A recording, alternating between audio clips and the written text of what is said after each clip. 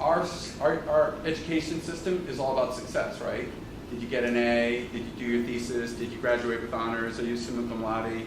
All of those things are acclamations of your success in the educational system.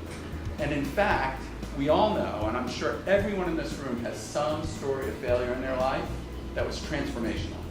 And I can tell you mine, and we'll be happy to, but I think failure is something that we don't allow kids to do, and we don't honor it, and we don't celebrate it. And in the community of entrepreneurs that I work with on campus, we regularly talk about failure. We don't talk about it as something bad that happened. We talk about how to learn from it and how to move on from it. In the United States, a third of the entrepreneurs are dyslexic. And in the United Kingdom, 25% are dyslexic. So study after study is showing us that learning disabilities are maybe difficult in school, maybe something that's a real problem there, but can lead to great success in life. Very, very brief background. Diagnosed with dyslexia in the third grade, or second grade, first grade, somewhere in there. Pretty traumatic thing, frankly, for a kid to go through, though. I was really the only one in the school. As you can tell, I'm not really young.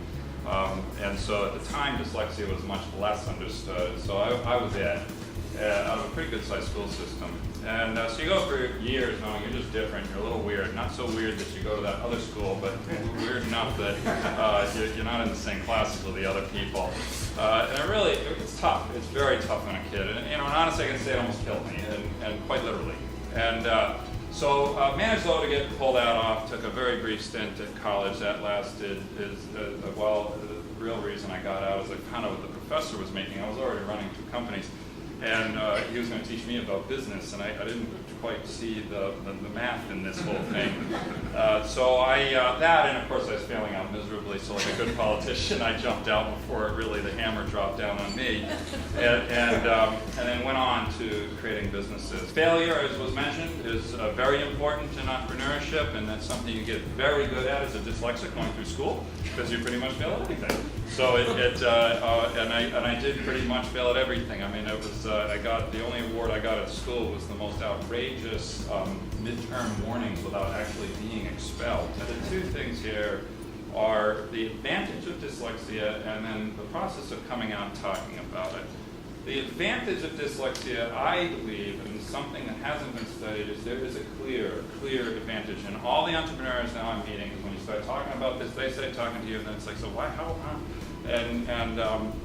What I think is the brain does organize things differently, and it's a distinct disadvantage to reading and spelling in most cases, but then it can be a tremendous advantage at understanding, and especially complex things. And I don't have enough time to go into the details, but there are advantages here, and we need to understand that. We also got to get kids to understand it.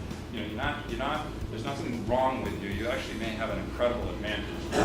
This is the challenge we're dealing with. We try and address education at a very high level. We say we need to fix the system, right? We should go yell and fix the system.